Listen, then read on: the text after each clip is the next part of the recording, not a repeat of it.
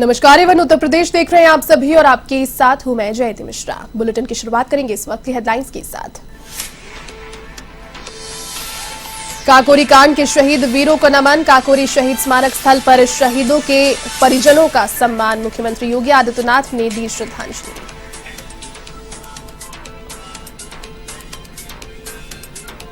गोरखपुर के 2 दिवसीय दौरे पर मुख्यमंत्री योगी करोड़ों की परियोजनाओं का करेंगे लोकार्पण शिलान्यास। दृष्टि बाधित बच्चों में होगा अनुकूलित टैबलेट का वितरण।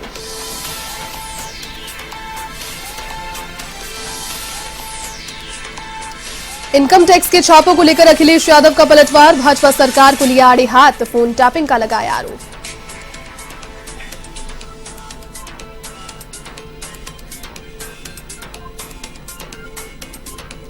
यूपी के ललितपुर में बड़ा हादसा। दुकान में अवैध तलघर बनाते समय हुआ हादसा। पड़ोसी की दीवार ढहने से दबे आधा दर्जन मजदूर। गंभीर हालत में 4 मजदूरों को जिला अस्पताल में कराया भर्ती।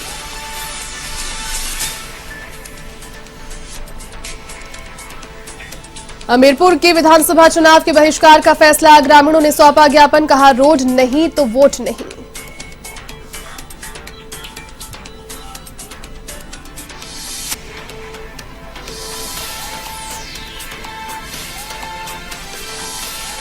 चलिए अब खबरें विस्तार से। काकोरी कांड के शहीद वीरों को नमन करते हुए मुख्यमंत्री योगी आदित्यनाथ ने लखनऊ में काकोरी शहीद स्मारक स्थल पर शहीद के परिजनों को सम्मानित किया। इस दौरान यूपी मुख्यमंत्री योगी आदित्यनाथ ने अपने संबोधन में कहा कि 1925 में काकोरी में ब्रिटिश खजाना लूटकर ब्रिटिश सरकार को चुनौती दी थी। काकोरी घटना के नायकों में राजेंद्र नाथ लाहिरी, पंडित राम प्रसाद बिस्मिल, ठाकुर रोशन सिंह और अशफाक उल्लाह खां को फांसी की सजा सुनाई गई। मुख्यमंत्री योगी आदित्यनाथ बोले कि देश की आजादी के लिए अपना जीवन समर्पित करने वाले काकोरी ट्रेन एक्शन से जुड़े क्रांतिकारियों और भारत माता के उन सभी अमर बलिदानियों को विनम्र श्रद्धांजलि। 1927 को इनको फांसी दी जाएगी, लेकिन राजेंद्र नाथ लाहिड़ी को गोंडा की जेल में 2 दिन पहले ही फांसी दे दी गई। यानी कैसे कानून की ध्वजियां उड़ाई जाती थी, यह दृश्य उस समय भी आप देख सकते हैं। 2 दिन पहले फांसी दी गई क्योंकि उन्हें यह पता था कि राजेंद्र नाथ लाहिड़ी कहीं जेल से बाहर न भाग जाएं। और 19 दिसंबर को भाइयों बहनों गोरखपुर जेल में पंडित राम प्रसाद बिस्मिल को, फैजाबाद जेल में अशफाक उल्लाह खां को और नैनी की जेल में इलाहाबाद में ठाकुर रोशन सिंह को फांसी दी गई। ये 3 क्रांतिकारियों को एक ही दिन फांसी दी गई।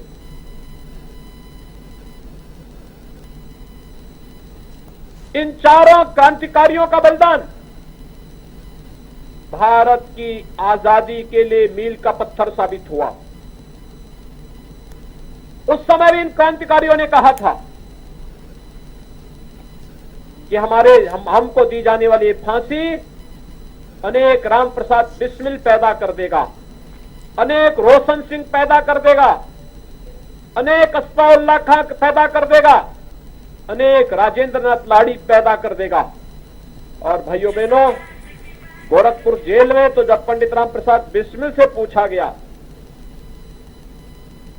कि आखिर आपकी अंतिम इच्छा क्या है, तो उन्होंने बड़ी बेबाकी के साथ कहा था कि इस भारतवर्ष में 100 बार मेरा जन्म हो, कारण सदा ही मृत्यु का देशोपकारक कर्म हो।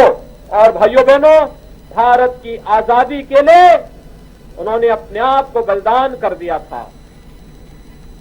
पंडित राम प्रसाद बिस्मिल, ठाकुर रोशन सिंह, अशफाक उल्लाह खां, राजेंद्र नाथ लाहिड़ी, चंद्रशेखर आजाद, और इस श्रृंखला में लंबी श्रृंखला है क्रांतिकारियों की, जिनका बलिदान का परिणाम है भारत की स्वाधीनता।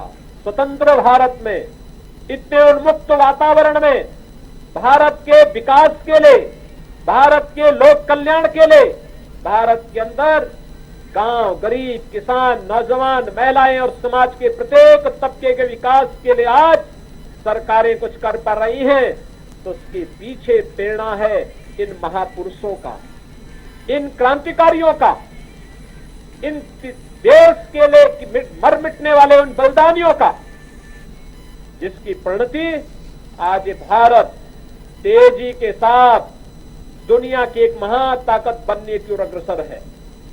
और इसीलिए देश के यशस्वी प्रधानमंत्री श्री नरेंद्र मोदी जी ने देश का आह्वान किया कि देश अपनी आजादी का अमृत महोत्सव में प्रवेश कर गया है। यूपी के मुख्यमंत्री योगी आदित्यनाथ आज गोरखपुर के 2 दिवसीय दौरे पर रहेंगे, जहां वे महंत दिग्विजयनाथ पार्क में करोड़ों रुपए की परियोजनाओं का लोकार्पण और शिलान्यास करेंगे। बता दें कि मुख्यमंत्री योगी गोरखपुर को तकरीबन 955 करोड़ की सौगात देंगे। इस दौरान वे 316 करोड़ 37 लाख की परियोजनाओं का लोकार्पण करेंगे, साथ ही 616 करोड़ 62 लाख की परियोजनाओं का शिलान्यास करेंगे। इसके अलावा गोरखपुर मंडल के 414 दृष्टिबाधित बच्चों को अनुकूलित टैबलेट का वितरण भी किया जाएगा।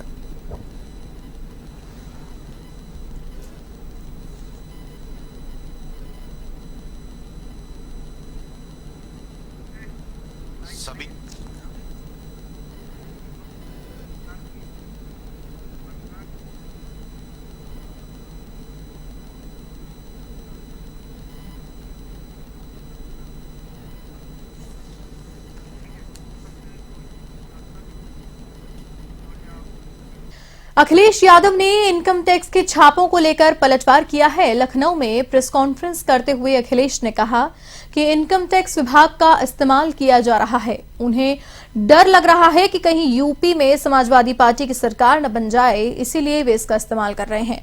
अखिलेश ने कहा कि हमारे फोन टेप हो रहे हैं, हमारे फोन सुने जा रहे हैं। सीएम खुद उसकी रिकॉर्डिंग सुनते हैं। जब जब चुनाव होते हैं भाजपा फोन रिकॉर्ड करती है। समाजवादी पार्टी के नेताओं के फोन टैप किए जा रहे हैं। अखिलेश ने कहा कि सरकार बदलते ही अधिकारी भी बदलेंगे। जो इधर बुलडोजर चला रहे हैं उधर भी बुलडोजर चलाएंगे। ये कहते हैं कि 24 घंटे काम कर रहे हैं, जो सोते नहीं वे काम क्या करेंगे।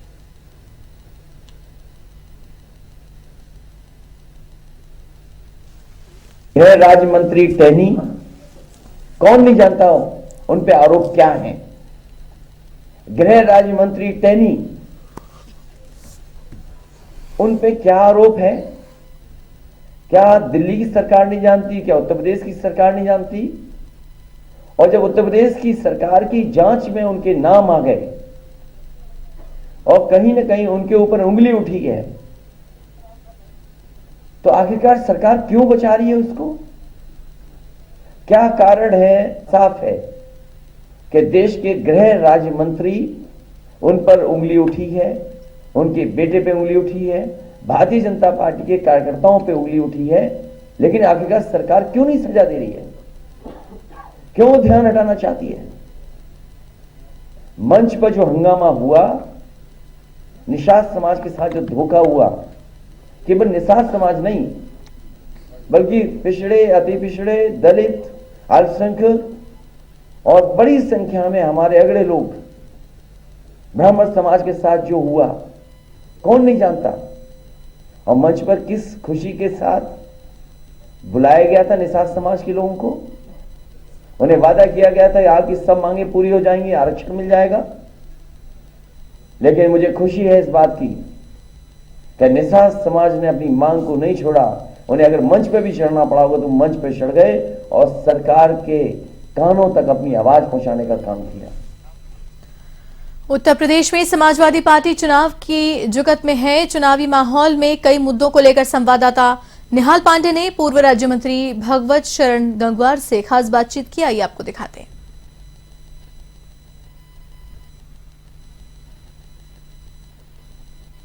किसान मोर्चे का बहुत शानदार और बहुत अच्छा कार्यक्रम था।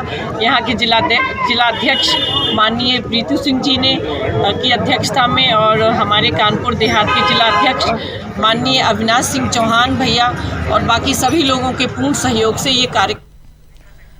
यूपी के रसूलाबाद में भारतीय जनता पार्टी के किसान मोर्चा का सम्मेलन हुआ, जिसमें बतौर मुख्य अतिथि बीजेपी के प्रदेश सोशल मीडिया प्रभारी मंजू अभिषेक का विधायक निर्मला संखवार ने स्वागत किया। कार्यक्रम को संबोधित करते हुए जिलाध्यक्ष अविनाश सिंह चौहान ने बताया कि उत्तर प्रदेश सहित पूरे देश में किसानों को गुमराह करने का कार्य विपक्षी पार्टियों ने किया है। विधायक निर्मला संखवार ने कहा कि पूर्ववर्ती सपा सरकार में किसानों को भेदभावपूर्ण ढंग से मुआवजा मिलता था। भाजपा सरकार ने पूरी निष्पक्षता के साथ हर समाज के लोगों को लाभ देने का कार्य किया है।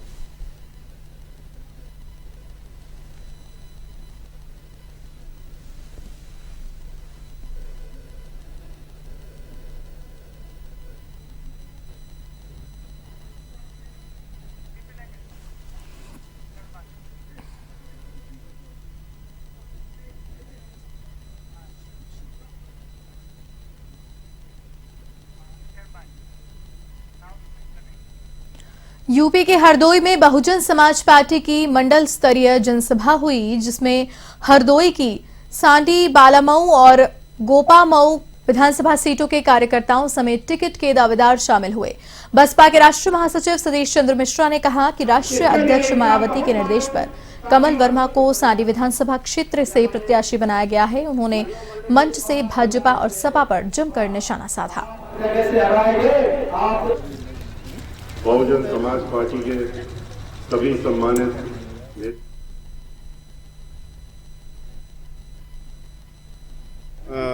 जैसे जैसे चुनाव आएंगे 2-3 चीज़ें होंगी। कहीं इस तरह के छापे, कहीं इस तरह की बातें होंगी, कहीं पर घोषणाएं होंगी, कहीं फीता काटा जाएगा, कहीं ऐसे ऐसे अल्फाज बोले जाएंगे, ऐसी बातें कही जाएंगी, ऐसे मंच से भाषण दिए जाएंगे भड़काने वाले कि लोगों भड़काव हो, आपस में लोगों के अंदर मन मुटाव हो। इन सब चीज़ों की कोशिश होगी।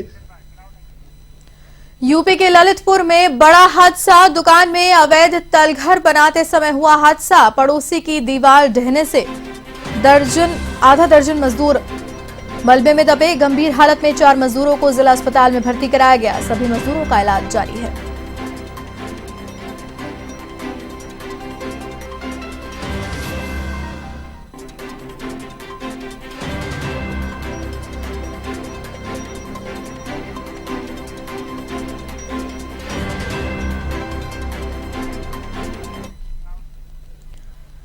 उत्तर प्रदेश में विधानसभा चुनाव अब बेहद नजदीक है। ऐसे में समाजवादी पार्टी अखिलेश यादव के करीबी माने जाने वाले नेताओं के घर हुई छापेमारी को चुनाव के तहत की गई कार्रवाई से जोड़कर देख रही है। आपको बता दें कि इनकम टैक्स विभाग ने सपा के राष्ट्रीय सचिव और प्रवक्ता राजीव राय के घर 15 घंटे तक छानबीन की। राजीव राय ने दावा किया कि उनके घर से टीम को महज 17,000 रुपए मिले हैं। इनकम टैक्स विभाग के अधिकारियों ने जाने के बाद सपा नेता राजीव राय लगभग 15 घंटे बाद अपने घर से बाहर निकले। उन्होंने पार्टी के कार्यकर्ताओं से कहा कि मैं भावुक और अभिभूत हूं, क्योंकि आप सभी इस संकट की घड़ी में सुबह से यहां मेरे समर्थन में खड़े हुए हैं। जिंदाबाद जिंदाबाद जिंदाबाद सर क्या मिला है?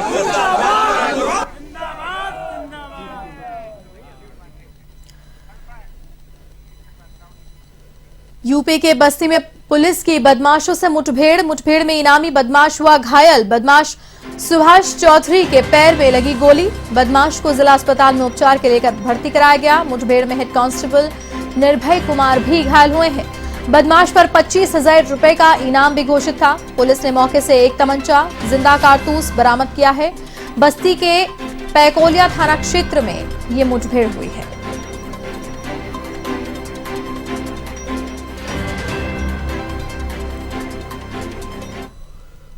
मुठभेड़ में एक 25,000 के इनामिया सुभाष चौधरी को गिरफ्तार किया गया है। सुभाष चौधरी थाना पैकोलिया से वांछित था, पिछले 2 महीने से फरार था। इसके ऊपर 25,000 का इनाम भी किया गया था। आज प्रातःकाल एसओजी और पैकोलिया की टीम के बीच जब उसकी मुठभेड़ हुई तो सुभाष चौधरी के पैर में गोली लगी और एक हमारे हेड कांस्टेबल निर्भय के हाथ में गोली लगी। दोनों का इलाज सदर अस्पताल में चल रहा है, जहाँ दोनों खतरे से बाहर हैं। सुभाष चौधरी के कब्जे से एक बिना नंबर की मोटरसाइकिल और एक अवैध तमंचा बरामद हुआ है, जिसके बारे में जानकारी की जा रही है। यूपी के सोनभद्र में बीते दिनों हुई लूट के मामले में पुलिस ने 2 शातिर बदमाशों को धर दबोचा। कोतवाली पुलिस और एसओजी की टीम ने वारदात का खुलासा करते हुए आरोपियों से लूटी हुई बाइक भी बरामद कर ली है। फिलहाल पुलिस आरोपियों से पूछताछ में लगी हुई है।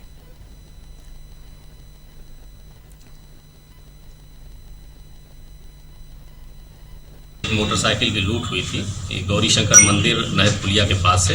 इसमें संजय विश्वकर्मा हैं, ये रावर्ट्सगंज से घोरावल जा रहे थे, जिसमें इनकी मोटरसाइकिल छीन लिए थे। तो उसमें 4 लोगों के विरुद्ध अज्ञात में इन्होंने पंजीकृत कराया था, जिसमें से 2 लोगों की आज गिरफ्तारी हुई है। इसमें एक दिलीप सिंह है और दूसरा बादल सिंह और शिवा सिंह है। ये आपराधिक प्रवृत्ति के लोग हैं। इसमें दिलीप सिंह पहले भी जेल जा चुका है। इनके पास से लूटी गई मोटरसाइकिल बरामद हुई है। जो मोटरसाइकिल घटना में प्रयुक्त हुई थी वो भी बरामद कर ली गई है। साथ ही एक खबर यूपी के हमीरपुर से है, जहां आगामी विधानसभा चुनाव में सैकड़ों ग्रामीणों ने वोट न देने का फैसला लिया है। समाधान दिवस पर आयोजित शिविर में दर्जनों ग्रामीणों ने हंगामा किया और ज्ञापन भी सौंपा। उनका कहना है कि रोड नहीं तो वोट नहीं। गांव की सड़क कई वर्षों से जर्जर है, इस कारण जनता को मुश्किलों का सामना करना पड़ता है। इतनी बुरी समस्या है कि शायद इस क्षेत्र में कहीं भी हो गई, क्योंकि सबसे गरीब तो गांव है।